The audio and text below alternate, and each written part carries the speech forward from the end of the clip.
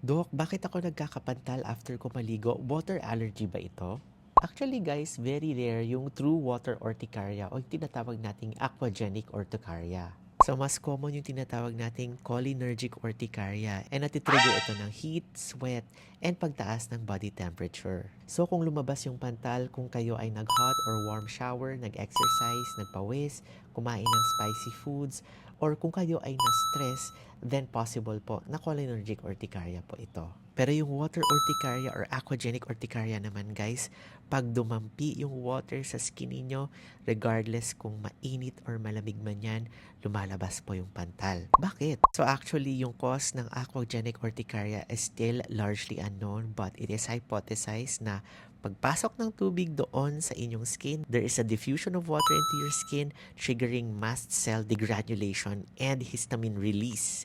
And pag may histamine po, nagtitrigger po talaga yan ng mga pantal-pantal. Pero guys, hindi lahat ng pantal after maligo ay cholinergic or aquagenic urticaria.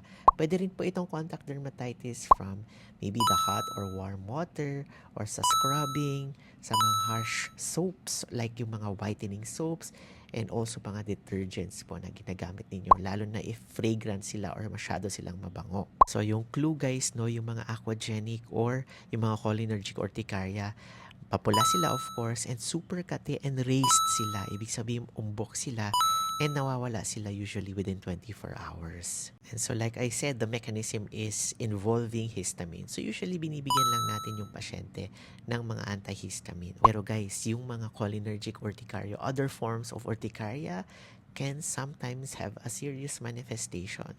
So if the pantal appears with symptoms such as paghihingal or nahihirapan kayo huminga, nagsaswell yung lips ninyo, yung face ninyo, tapos nagkakaroon kayo ng dizziness, and paulit-ulit na po siya within weeks po.